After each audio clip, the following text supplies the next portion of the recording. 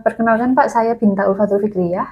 Saat ini saya mahasiswa S2 Ilmu Komunikasi di Universitas 11 Maret di Solo, sedang menempuh semester 4. Jadi ini tesis saya, penelitian saya berjudul Adaptasi Strukturatif Penerapan Employee Advokasi di Kementerian Keuangan. Pagi ini saya minta waktu dari Pak Agus Kurniawan sebagai pemangku tugas employee advokasi dengan jumlah pengikut di media sosial lebih dari 10.000 followers atau di Instagram sekitar 30.000 followers. Itu tahu sih? Saya sudah cek sebelumnya. Kemudian saya dapat informasi dari Humas kalau Pak Agus ini juara 1 pegawai employee advokasi terbaik di JKN tahun 2024. Izin minta waktunya Pak. Jadi di penelitian ini nanti saya ingin bertanya kapasitas Bapak sebagai pegawai pemangku tugas employee advokasi untuk riset dan kemajuan employee advokasi di Kementerian Keuangan, gitu Bapak. Pertanyaan pertamanya adalah bagaimana penggunaan media sosial sebagai salah satu platform untuk membantu dalam menyebarkan informasi kebijakan di Kementerian Keuangan? Oke, kalau menurut saya sih karena memang zamannya sekarang itu zaman media sosial ya. Jadi kalau hanya pemerintah sendiri yang menyebarluaskan programnya ataupun tugasnya ke masyarakat, itu nggak akan bisa menjangkau seluas-luasnya. Makanya dengan adanya program AI ini memang sudah luar biasa ya. Karena tiap orang itu kan punya komunitas masing-masing. Nah, pada saat masing-masing orang ini menyebarkan sesuatu, baik itu tusi ataupun kebijakan pemerintah di dalam media sosialnya, itu akan lebih jauh menjangkaunya. Sebentar, apa tantangan utama yang dihadapi dalam menjalankan tugas sebagai pemangku tugas employee advokasi, Pak? Tantangannya tadi seperti permulaan di Mbak Binta sampaikan, bahwa kita itu ancamannya adalah bisa kena bully, ya kan? Bisa terbawa arus dalam perdebatan di dalam kolom komen gitu. Nah, tantangannya di situ. Karena kita yang tadinya orang pribadi biasa, pada saat memposting sesuatu yang itu adalah kebijakan pemerintah, tentunya nggak semua orang sepaham dengan kebijakan pemerintah kan. Kadang-kadang kita kemudian ya bukan ditanya, tapi langsung dihujat segala macam. Itu tantangannya sih di situ. Bagaimana cara mengatasinya Pak sejauh ini, Pak? Pada saat ada orang menyerang gitu, ya hanya dibalas sekali aja. Karena kalau kita kemudian merespon terus-menerus, itu nggak ada selesainya, debat kusir aja. Apa yang mendasari Bapak ikut bergabung menjadi pegawai pemangku tugas employee advokasi, Pak?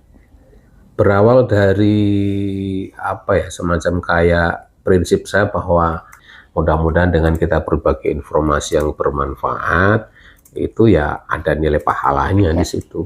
Menurut Bapak, dengan adanya media sosial sebagai media untuk penyampaian informasi Kementerian Keuangan seperti apa, Pak?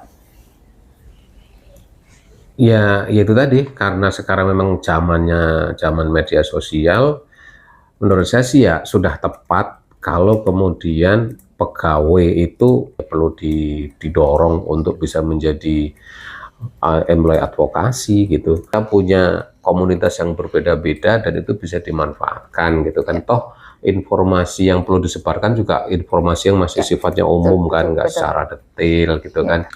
Oke. Selanjutnya, kalau Bapak sendiri ini mengadopsi dan menggunakan teknologi media sosial apa saja Pak untuk menyebarkan informasi di organisasi kita, Pak? Mbak Binta yang tahu apa? TikTok? Ada. TikTok ada. Instagram? Ada. YouTube? Ada. Apalagi Facebook? Ada. Apalagi Pak? Apalagi dong? WhatsApp story? WhatsApp ya iya pasti itu ya. Apalagi? Apalagi ya Pak? Apalagi? Twitter. Oh iya Twitter. Kan Bapak sudah canggih nih. Maksudnya sudah membuat bahan sendiri, kemudian produksi konten sendiri itu, atau tidak, atau memang hobi, atau memang seperti apa Pak? Pelatihan dan sebagainya? Terkait dengan teknis pengeditan segala macam, saya otodidak aja. Jadi kan sekarang belajar tuh udah gampang sekali, Betul, Mbak. Tinggal buka YouTube, gimana cara edit video, udah Betul, muncul loh. betul. Ratusan ribuan video, tinggal kita mau apa enggak nyontohnya. Selanjutnya, apakah Bapak mengetahui aturan atau sumber daya dari program Employee Advocacy ini, Pak? Jadi aturannya bukan untuk EA aja sebenarnya. Jadi pada saat itu tahun 2023 itu saya juga dapat penghargaan yang sama seperti tapi dari Kementerian Keuangan. Malah dari Kementerian Keuangan tuh saya dapat duluannya. Nah, disitulah baru saya tanya-tanya, ada nggak sih aturannya panduan bagi pegawai itu dalam bermedsos gitu. Nah, ternyata ada. Cuman bentuknya bentuk SE, surat edaran, dan itu pun tahunnya tahun 2018-an. Nah, terkait dengan pengambilan keputusan terkait konten Bapak nih, konten mandiri ya, yang menyangkut informasi kantor, itu apa yang melatar belakangi, kemudian apa strategi komunikasi Bapak untuk pembuatan konten itu? Kalau yang melatar belakanginya berangkat dari prinsip awal tadi, pingin berbagi informasi yang manfaat, ya kan?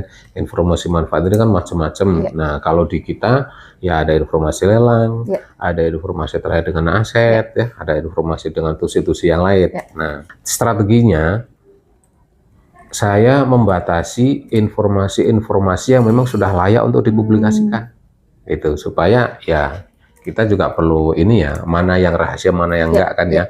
Nah, cara membedakan ini rahasia atau enggak ya tadi, pada saat ini ketentuan ini sudah dipublikasikan, ya berarti ini sudah memang untuk halayak ramai, halayak umum kan. Bagaimana Bapak menggunakan media sosial untuk menyebarkan informasi terkait kebijakan dan program Kementerian Keuangan? Ada beberapa model ya, jadi ada model yang sifatnya tematik. Jadi tematik itu gini, karena apalagi ya sekarang nih, saya kan sekarang di pusat, kadang-kadang ada kawan-kawan di daerah itu bertanya terkait suatu kasus gitu kan, tematik ya. Nah, itu nanti kemudian saya angkat tuh, jadi satu video paling durasi 2 menit 3 menit, tapi khusus bahas itu, gitu. Sehingga mudah-mudahan orang yang nanya juga terjawab, yang lain juga bisa ikut mendengarkan. Nah, bagaimana interaksi dan umpan balik dari pengikut media sosial Bapak terhadap informasi yang dibagikan melalui program Employee Advocacy ini, Pak? Dari beberapa tema yang banyak berinteraksi itu kalau terkait informasi lelang. Nah, itu baru banyak banget, karena ternyata ya masyarakat kita itu belum melek terkait lelang kita, gitu. Lelang ditambah lagi banyaknya pihak-pihak yang tidak bertanggung jawab, ya adanya penipuan-penipuan gitu. Nah, itu juga jadi akhirnya tiap kali kita itu konten lelang banyak yang bertanya, bahkan ada juga yang sudah ikut lelang nanya gimana cara ngambil uang jaminan segala macam gitu. Tapi kalau untuk tema-tema yang lainnya cenderung pasif sih orangnya tuh. Pernah ada apa ya Pak istilahnya yang tidak enak gitu Pak? Misalnya negatif atau bulian dan sebagainya? Ada. Kalau terkait lelang tuh, wah paling lelang itu orang dalam tuh yang dapat. Nah, jadi orang tuh udah apatis dulu kan. Gitu. Nah, paling ya kita sampaikan, saya jawab bahwa sekarang lelang sudah online, jadi nggak ada istilah orang dalam, orang luar. Menurut Bapak, hasil akhir dari konten-konten yang Bapak buat itu tujuannya apa Pak? Tujuannya sesuai dengan prinsip awal, bahwa karena kita itu menganggap bahwa berbagi ya dalam hal ini adalah berbagi informasi itu punya nilai ya, kalau kita kaitkan dengan agamanya berarti kan ada pahalanya mudah-mudahan di situ, apalagi kalau video kita itu nanti dilihat oleh banyak orang seterusnya sampai kita nggak ada, itu kan berarti nilainya pahalanya akan mengalir terus gitu. Nah, terakhir nih Pak, bagaimana komitmen Bapak terhadap program Employee Advocacy? Kalau saya sih berkeinginan untuk terus ikut ya, terus kemudian berharap kepada pemerintah itu jangan takut dengan pegawainya yang ingin menyebarluaskan program-programnya. Yang perlu jadi konsennya pemerintah adalah terkait dengan rambu-rambunya aja gitu. Yang penting ini loh rambu-rambunya, sebarluaskan kepada seluruh pegawai. Kalau kamu mau jadikan konten kreator, silakan bahkan dorong. Jangan cuman review makanan doang, review juga dong peraturan, ya kan? Review juga dong kebijakan, ya kan? Kenapa kita harus takut? Nah, contohnya Kak, saya ini, saya itu sebenarnya sudah bermain di dunia medsos ini sekitar 5, 7 atau mungkin 8 tahun yang lalu ya. berawal dari tadi adanya boomingnya YouTuber itu. Cuman karena saya melihat dari sisi kantor instansi itu belum ada pintu yang membuka diri ya. Nah, akhirnya waktu itu saya menggunakan nama channel tanpa identitas, sehingga mungkin nggak ada orang yang tahu kalau itu saya, gitu kan. Saya punya YouTube ada sekitar 5 atau 7 channel dengan segala macam tema. Ada tema kantor, ada tema lelang, ada tema rumah, ada tema jualan termasuk ya. Itu udah saya pisah-pisahkan gitu kan. Instagram juga ada sekitar 7 atau 5 channelan. Itu temanya juga banyak. Kalau di YouTube itu total followernya itu mungkin sekitar 10 ribuan. Kalau Instagram itu mungkin sekitar 30-40 ribu. TikTok itu sekitar 20 ribuan ya. Kemudian Facebook itu kan cuma satu channel sekitar 3.000 atau 2.000 gitu. Dan dari yang saya sampaikan itu ternyata banyak kok yang kemudian merasa terbantu gitu kan. Betul. Yang tadinya nggak tahu lelang, yang tadinya orang kena ketipu lelang ya kan, yang tadinya mau nyewa aset negara itu nggak tahu ya kan, yang tadinya nggak tahu kalau ada keringanan hutang, kan ada program keringanan hutang pemerintah tuh. Akhirnya kemudian jadi tahu harus kemana gitu kan. Tapi kenapa kok kemudian nggak saya buka channel saya itu tadi, karena saya masih ragu ada perbedaan pendapat di internal kita sendiri gitu kan ya, walaupun itu bukan pendapat instansi resmi ya. Mungkin kadang-kadang saya ketemu sama kawan menyampaikan pendapatnya beda dengan saya. Oh, kalau pegawai itu nggak boleh begitu gitu kan, nanti benturan kepentingan gitu kan. Ya udah kalau gitu, daripada hobi saya nggak tersalurkan, niat saya berbagi informasi nggak dilakukan, saya tutup nih channel saya bikin anonim gitu kan.